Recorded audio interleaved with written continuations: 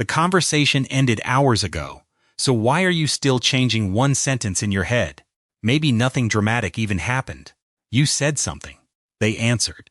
The conversation moved on, but later, when you are brushing your teeth, walking home, or finally lying in bed, your mind brings it back. You hear your own voice again. You change one word, then another. You remember their expression. Was that pause a little too long? Did they think you were trying too hard? Did you sound rude? Did you say too much? And suddenly, you are having a second conversation with someone who is not even there. Psychologists have a name for something close to this. Post-event processing. It describes the mental reviewing that can happen after a social situation is already over. And that distinction matters, because you are not simply remembering what happened. You are still processing it, still evaluating it, still trying to decide what it meant, which creates a strange problem. The event has ended in the real world, but your mind has not marked it as finished. To understand why, think about where your attention goes during a conversation. Most of the time, you are partly focused on the other person. What are they saying? What do they mean? What should you say next? But when you become uncertain about how you are coming across, some of that attention can turn inward. How do I sound? What is my face doing? Was that joke stupid? Am I talking too much? Did they notice I was nervous? Now you are not only having the conversation, you are also watching yourself have it. Research on social interactions has found that this kind of negative self-focused attention can predict more post-event processing afterward.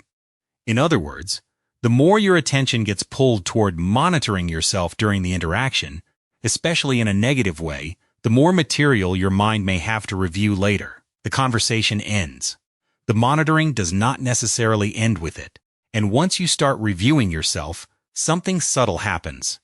You are no longer working with a perfect recording of the event. You are working with memory, interpretation, and the version of yourself you believed you were presenting. That matters because the image you have of yourself during a social moment can shape what comes afterward. In experimental research, people who were encouraged to hold a more negative image of themselves during a social situation later reported more negative post-event processing. They were not simply replaying what happened. Their interpretation of what happened had already been colored by how they were seeing themselves. This is why one harmless moment can begin to feel worse the longer you think about it.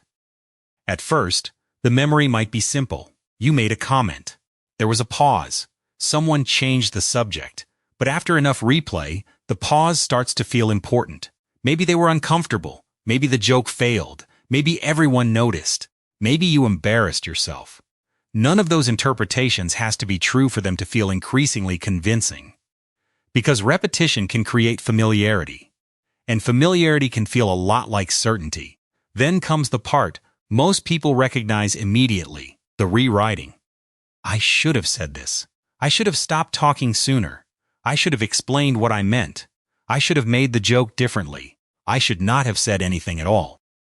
Researchers studying post-event processing have found exactly this kind of counterfactual thinking.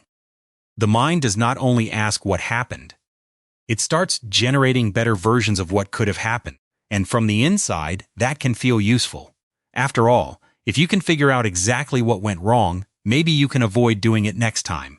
So the replay keeps going, because it still feels as though there is something left to solve. But there is a catch. The original conversation cannot be edited. There is no final answer waiting inside the memory. You cannot replay it enough times to discover exactly what every person thought. You cannot reconstruct every facial expression perfectly. And you cannot know whether the thing that felt enormous to you was even memorable to anyone else.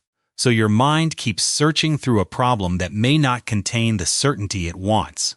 That is one reason a 30-second exchange can survive in your head for 3 days. Each replay creates another question. Was I too quiet? Was I too loud? Did I seem interested enough? Did I seem too interested? Did they misunderstand me? Should I explain? Would explaining make it worse? And notice what has happened. The conversation itself may have lasted 2 minutes. The analysis has now lasted hours. This is also where memory can become tricky. Research on post-event processing, especially in people with higher levels of social anxiety, has found links with more negative memory and performance appraisals. That does not mean your memory becomes completely false. It means the way you remember and judge the event can become tilted. You may remember the awkward part more easily than the ordinary parts. You may keep returning to the one sentence that bothered you and forget the 10 minutes of normal conversation around it. You may interpret your own discomfort as evidence that everyone else saw something wrong.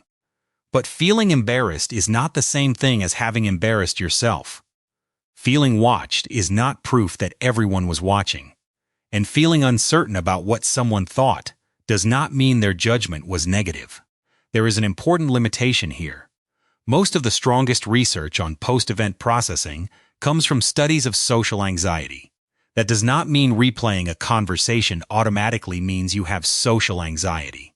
People can review awkward moments, second-guess themselves, or mentally rewrite conversations without meeting any clinical threshold. The research is useful because it gives us a window into the mechanisms: self-focused attention, negative appraisal, rumination, counterfactual thinking, memory becoming weighted toward what felt threatening or embarrassing. Those processes can help explain why a finished interaction sometimes refuses to feel finished. And perhaps the most frustrating part is that the replay often feels like problem solving. It feels responsible. If I think about this one more time, I will understand what happened. If I find the exact sentence I should have used, I can make sure this never happens again. If I predict what they thought, I can prepare myself. But there is a difference between learning from an interaction and repeatedly searching it for certainty. Learning usually produces something usable. Next time, I will slow down before answering. I interrupted them. I want to pay more attention to that. I made a mistake. I can apologize. Those thoughts can lead somewhere. Rumination often does something different. It returns to questions that cannot be fully answered. Did they secretly think I was annoying? Did everyone notice?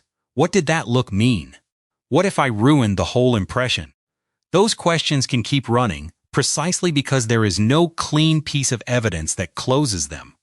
So maybe the reason your brain keeps replaying that conversation is not simply that the conversation was important. Sometimes it is because the conversation contained uncertainty, and your mind is treating uncertainty like unfinished work. One way to think about the replay is as an attempt to protect your future social self. Find the mistake, understand the reaction, build a better version, do not repeat it. That interpretation makes sense. But the strategy has a weakness. The more you inspect an uncertain memory, the more attention you give to the very details that worried you in the first place. You wanted closure. Instead, you gave the conversation another hour of life, and then another night. That does not mean every replay is pointless. Sometimes reflection tells you something real. Maybe you hurt someone. Maybe you spoke too quickly. Maybe there is something worth repairing. But when there is no new information, no action left to take, and no answer that another hour of thinking can realistically produce, the replay may no longer be solving the conversation. It may only be keeping it open. So the next time one sentence follows you home, notice the question underneath it. Are you actually learning something new? Or are you asking your memory to give you certainty it cannot provide? Because the conversation may have ended a long time ago. The only place it is still happening is in your head. What tends to stay with you longest? Something awkward you said? A message you sent? Or the feeling that someone might have judged you? And if messages are where your brain gets stuck, the next question is even more specific. Why can a 2-line text take 10 rewrites before you finally press send?